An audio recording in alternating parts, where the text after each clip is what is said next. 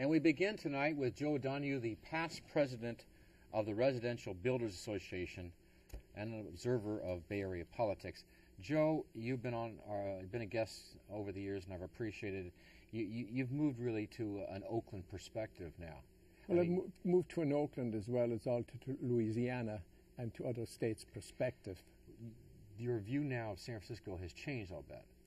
Well, it really hasn't changed. It's just that the paradigms that we have in San Francisco, we're learning to create new models in other districts based on the successes and the failures of the San Francisco model. And specifically, let's stay with Oakland, where I know you are working there.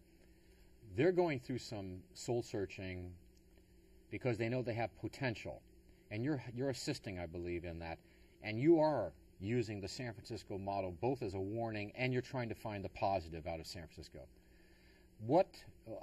Tell us about both of them. What would you tell the mayor of Oakland that is something that was done right in San Francisco in terms of development and planning, and what has been done wrong in San Francisco? Well, what was done right, and it began in the Brown administration in 1995, Willie Brown. We had the problems which Oakland has now. San Francisco had those problems then. We had a mounting deficit close to $200 to $300 million potential. We had a terrible business image. We had restaurants doing poorly. We had no work and no building going on. So when Willie Brown came into office, what he did was he brought certainty into the process. And what he did was he concentrated on adding value to our resources. That is productivity. And that added value is demonstrated today that when he left office, from probably a backlog of maybe 2,000 units in the pipeline, he left office with 23 to 27,000 units of housing in the pipeline. That transformed into a budget increase of $2 billion. So when he left office, his budget was $3.9 billion when he came in. Today, Newsom has it at $6 billion, $2 billion over what was. But there's two elements there. Let's go to the first one. You're saying, and you give credit to Willie Brown for increasing the housing in the pipeline. That means it's in one process or another at the planning department. That's correct. Up to 23,000 by the time he left, and it was only, you were the residential builders president. Yeah. Yes. It was only 2,000 or 3,000? That's correct. Okay, so that's one thing you think was positive. Right. When you talk about added value, you mean also, for example, Mission Bay and those kinds of projects. Well, the added value is he took the resource and the added value is he increased the tax base, because it was at $3.9 billion then, now it's at $6 billion.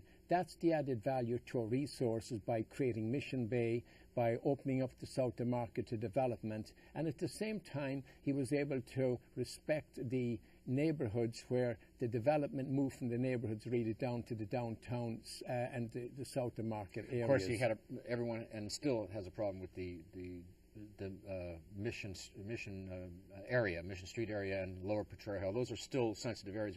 I see what you're saying. You're saying if this administration can now have a $6 billion budget, it's because he increased the tax basis to create $6 billion from $3 billion or $4 billion. Exactly. And Oakland then has to, what Oakland has to do, because its tax base is $1 billion, but believe it or not, you pay 40% more in property taxes in Oakland than you do here with the various assessments. So what Oakland has to do, it has to increase its tax base of $1 billion.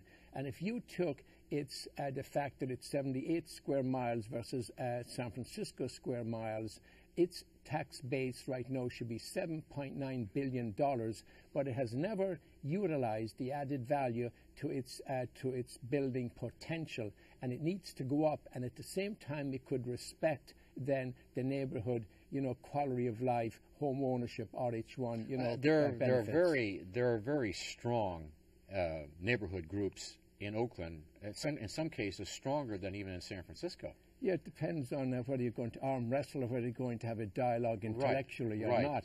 One of the features that we find different there is that you can discuss public policy without it getting personal. Here, when you discuss public policy, you are treading on someone's turf, whether it was Calvin Welch's, Haight-Ashbury district, or Gordon Chin's and, Chinatown. So you had to be very sensitive here, And of course, we weren't too sensitive because political correctness was not part of our the Residential Builders Association. It wasn't anything in terms of food for us. I'll get to the second part, the mistakes that Oakland can avoid. One of the errors that San Francisco did was, as the whole of the wealth increased, what unfortunately happened was that the blue-collar working class plus homeowner, regular Joe Blow homeowners, working class families were driven out. And they were driven out because in the paradigm and in the dialogue and in the framework of discussion, that the policies, the public policies were based on ideological issues, on political alliances, and so you had the self-interest groups that, while they were purporting to help the working class, had an agenda that had the opposite impact. Okay, and we chatted about this, and I also heard a presentation made recently that laid it out over a 20-year period, this driving out of the middle class. Yes. And I asked the speaker after, do you think this was a conspiracy? We know that's the outcome. We know the middle class is leaving. We know that. Correct. And we know the housing is only being built at the low end and the high end, but not the middle. Do you think it was planned systematically? Do you think there were meetings where people said, let's get rid of the middle class here? Well, I don't think that there was anything conspiratorial or criminal in the way they were plotting it. It was just a self-interest part of the old Adam Smith invisible hand, except their invisible hand was very much visible. You have the tenant groups, for instance. They don't want to see home ownership because home ownership interferes with the political demographics of the voters. Then you have the NIMBYs, and they don't want the population growth happening because then their quality of life as they perceive it is also been impacted. So you have various factions fighting to preserve their turf. And then the end result was that the middle class would be the victim of all those exactly goals, because but not intentionally. Yes, not intentionally, because there was no one representing those classes, and that was the problem. How do you prevent that in Oakland? Well, what you do in Oakland is you recognize, first of all, that growth is going to bring about, say, some damage in terms of quality of life issues. We have a paradigm that what you do is you lift the restrictions, and the most affordable housing is the existing housing that you have. We shouldn't be putting limitations on the condominiumization of buildings, and understand that condominiumization of old buildings is in direct competition with the new development, because we build new buildings, we build condos, so why would we want to then create competition? But it's not creating competition as much. You can do it by putting price lids on condominiumization of buildings, and you can make it affordable to the existing tenants here with no restrictions. But let me ask you this. The condominiums are normally associated with single couples or retired couples. Yeah. When you're talking about family, you are still talking about 3 bedrooms minimum, and usually 2 baths. Where does that model or paradigm exist either in San Francisco or in Oakland? Who is going to build those kinds of properties? Well, you first of all have to take a look at the single family. There's no single family homes being built. We don't have the land to build upon it. We have to preserve that which we have, and so you don't allow intrusions into the single family neighborhoods for 2-unit or 4-unit or 6-unit buildings. Granted. You preserve that. The other ones is then you have to recognize that if we have so much for the single-family homes, then we have to recognize, start building where the market is for 1 and 2 bedrooms. There can be a market for 3 and 4 bedrooms, but not at the price level right now because of the high cost of land. I'm saying that's not going to happen. When you have a kid or 2, yes, you're going to wind up minimum as a 3-bedroom, and if not more. Yes. There doesn't seem to be, even in your old organization, Residential Builders Association, or nonprofits for that matter, no one seems to be building the units that families need to raise a family. So where's the exodus of middle class stop? Well, you see, in San Francisco, we did nothing to encourage. We, in fact, had our policies that drove the middle class out. In Oakland, we have the opportunity that if we're not building in the hot areas, and we're only building 1 and 2 bedroom, we can, in the districts, in the mixed-use districts, then build 3 and 4 bedroom. And that paradigm can be worked out in terms of the balance. How many families do we want to keep here, and the balance to singles and to couples and matters like that. And that's just one of planning.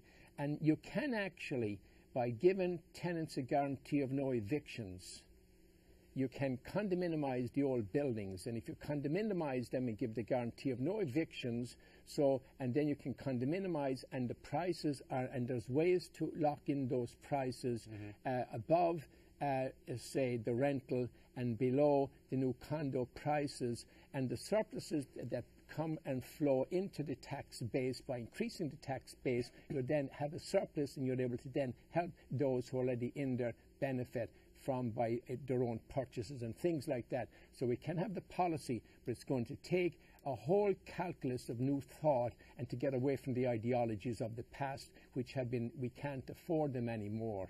And all we're doing in San Francisco is moving our problems to other cities. Yes. And we're now going to look to Oakland to take a stand to say, let's embrace, and take in what other cities are giving us, but let's not move our problems into other cities, because otherwise it becomes absolutely a maelstrom and a nightmare. Why is it, well, do you have faith that Oakland can turn its image, turn the crime, turn what has caused this not to happen over the years? Yes, I do. And its location between the universities and its weather and so on, it should be about a city of 600,000. Yes, it has more assets than San Francisco in terms of the university educational system. It has 580 and 880 freeways. It has a large mass of land, and it has great soil, so that and a great climate. So it has all the potential better than San Francisco. And understand that in